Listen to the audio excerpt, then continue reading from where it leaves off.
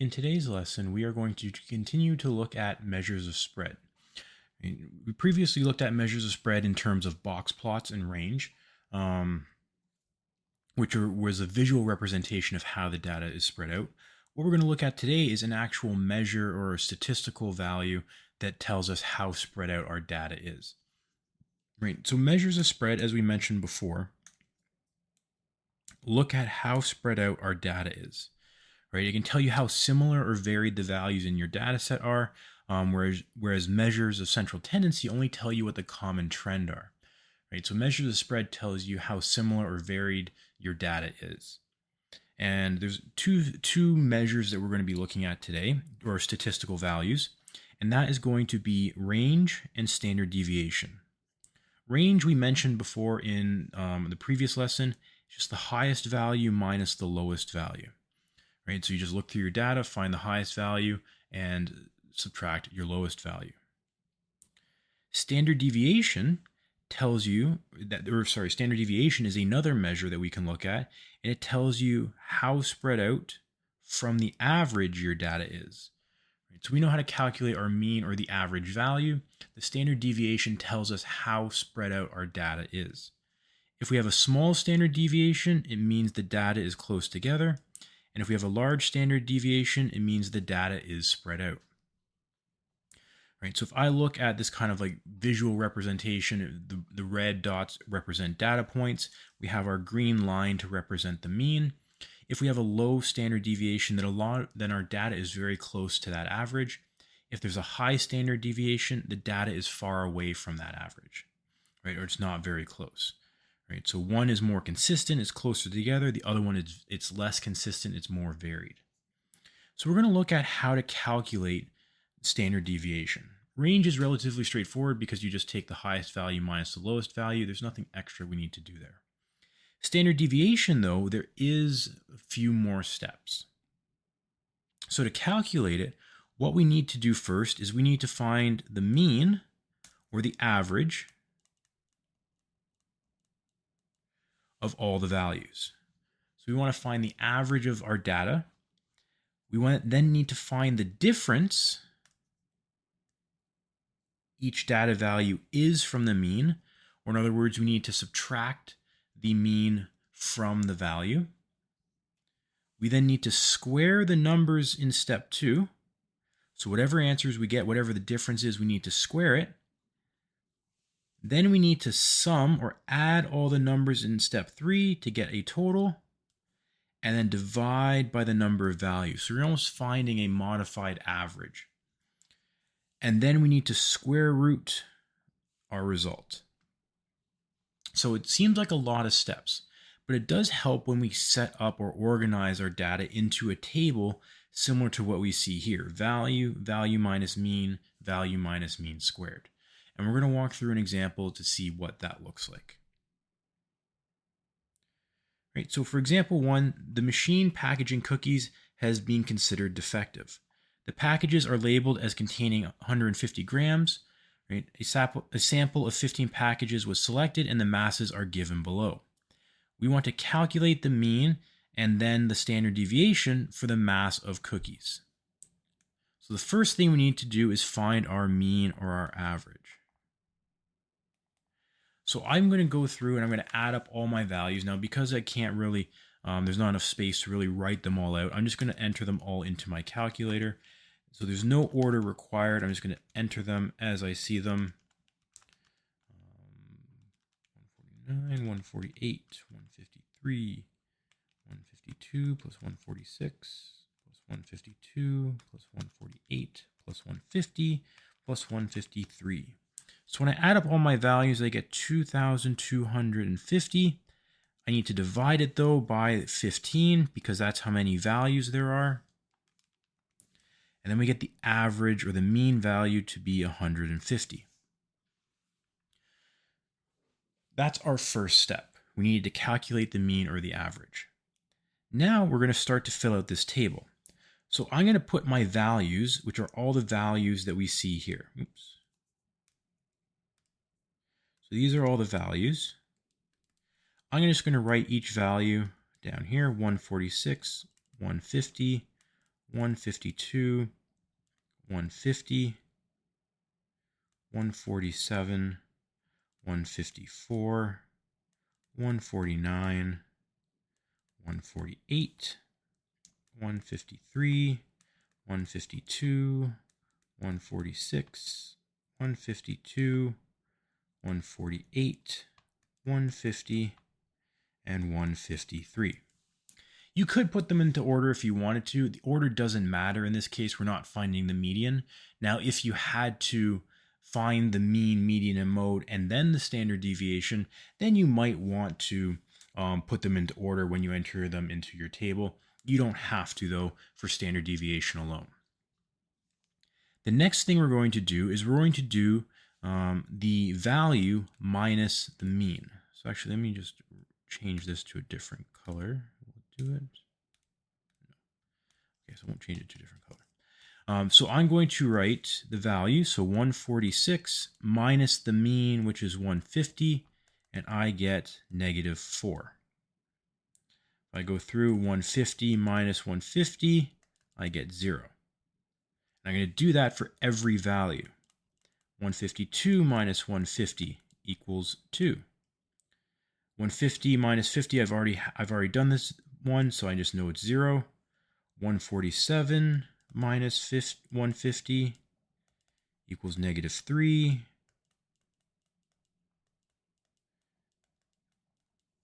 Right? And you don't have to show this work every time, right? If I know that 149 minus 150 is -1, I can just write that down, or -2, or 3, 2, -4, 2, -2, 0, 3.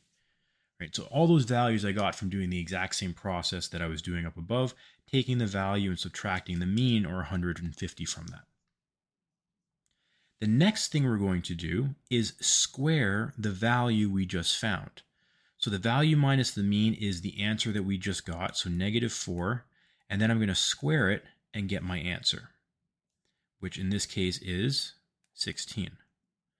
And do 0 squared, get my answer, which is 0, 2 squared, which is 4, 0 squared, which is 0, -3 squared, which is 9, and so on. So I get 16, 1, 4, 9, 4, 16, 4, 4, 0, and 9. Right? So again, I've squared all the values in my second column. The next thing we want to do, we want to work through finding our standard deviation. So we need to add up all of these values and get a total. So I need to add up all these values. So 16 plus 0 plus 4 plus 0 plus 9 plus 16 plus 1 plus 4 plus 9 plus 4 plus 16 plus 4 plus 4 plus 9. I get a total of 96. The next step said to find my standard deviation. So standard deviation, the symbol for it is like a circle with a line at the top. So I had to take my total, 96, and I had to divide it by how many values there are, which is 15. And we get 96 divided by 15. We get 6.4. The next step said, I guess I don't need to have that there just because we're kind of working not really in a full order. So 6.4. The next step said I had to square root that answer. And that would give me my standard deviation. So the square root of 6.4, we get 2.53 as our standard deviation. So that tells us how close our data is to the average. So the company determines that if any packages are more than one standard deviation from the mean, then they are considered defective and cannot be sold. So what we do here is we're going to kind of create a range of values. I know my mean is 150. I've already calculated that. Now to be more than one standard deviation from the mean means I could be plus one standard deviation, which would be 157.53 because I added that 2.53. Or I could be minus 1 standard deviation, which would be 150 minus 2.53, and we'd be 147.47.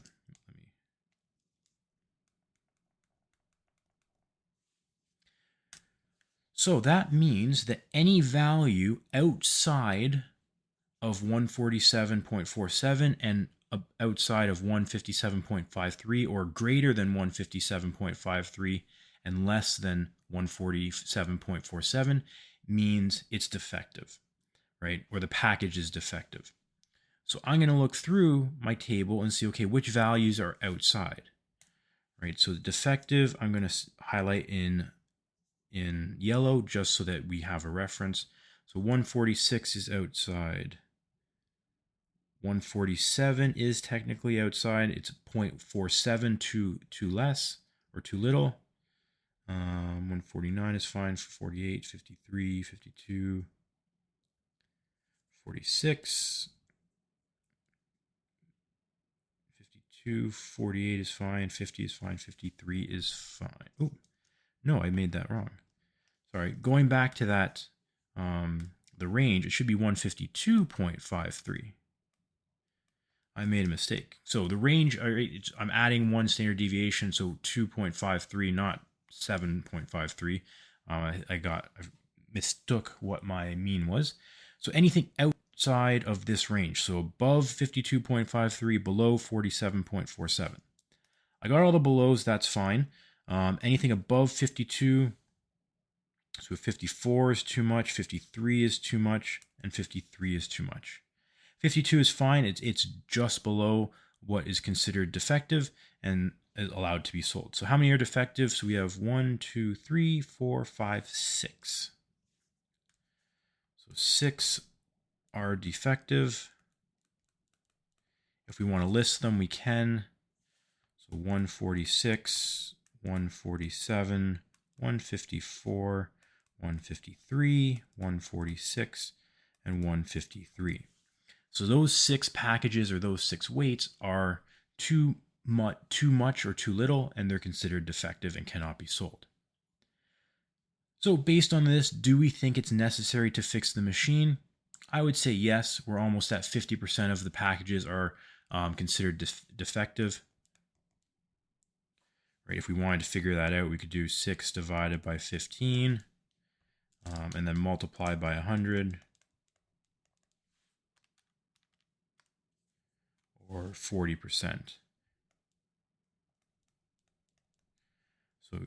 So yes, let me just put this over here. So yes, 40% of the packages are defective. Therefore, it is necessary to fix the machine. Right? So 40% of the packages are defective because they are greater or they are more than 1 standard deviation away from the mean. It doesn't matter whether it's above or below, as long as it's 1 standard deviation, more than 1 standard deviation away. So 40% of the packages are defective. So yes, we should be fixing this machine.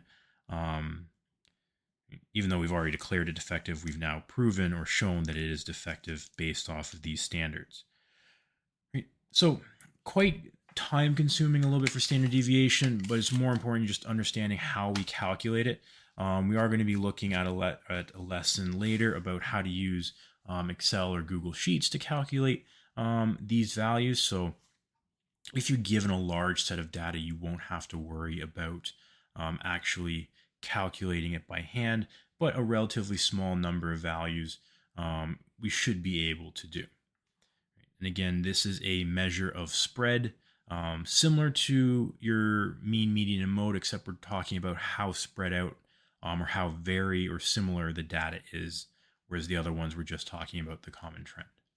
We didn't touch on range in that example, but again, relatively straightforward equation. You just take your highest value and subtract the lowest value from it. So didn't feel it was necessary to put that example in there. Standard deviation is the more complex one that you probably have not seen before. So having that example would be helpful.